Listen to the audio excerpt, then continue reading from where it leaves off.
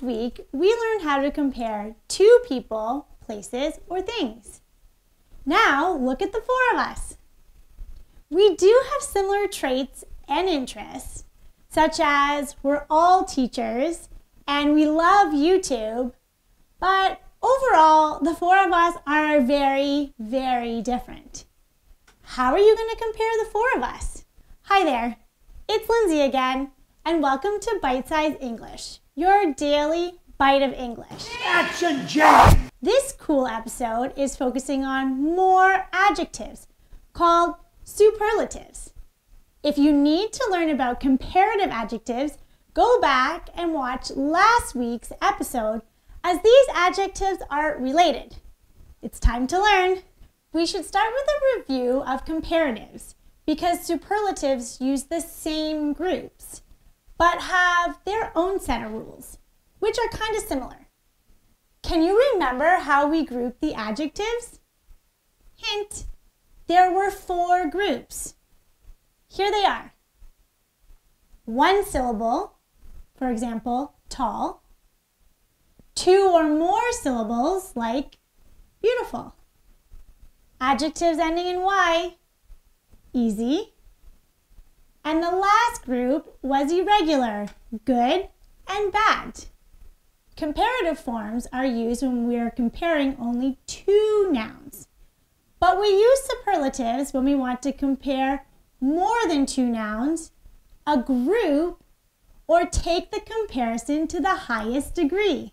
Look at the four of us again. Think of some one-syllable adjectives that can be used to describe us. Here's my list. Tall, wise, short, and cool. Well, Martin is taller than me. But what about compared to all of us? It's clearly James. He's definitely the tallest, and I'm the shortest.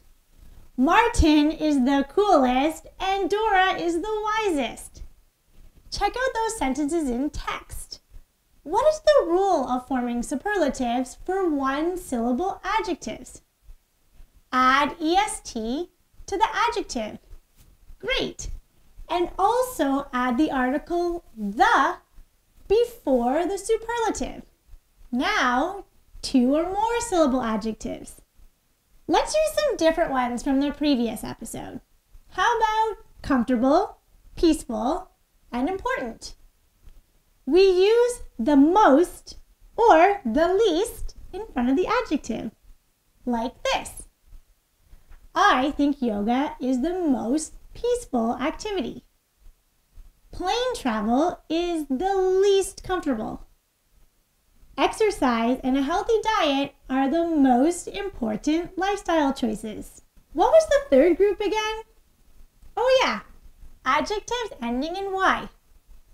Listen and watch while I read this short text and see if you can catch the rule. Out of these three at BSE, James is the oldest, which means he wakes up the earliest. He's also the silliest and the noisiest.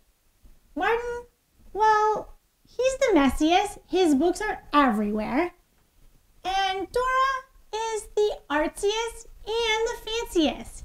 She always wears dresses and is a big fan of the arts. Which of the adjectives used originally ended with a Y? Pause the video and write them down.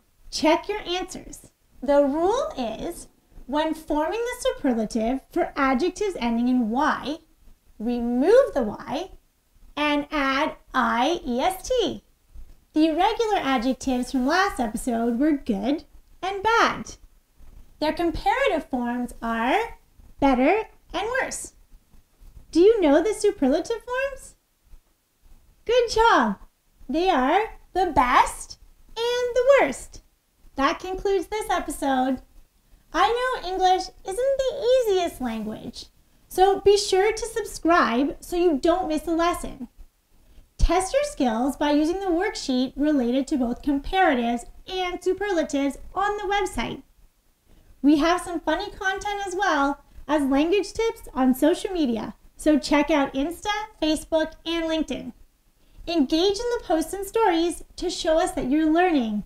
Have a great week. See you next time on BSE.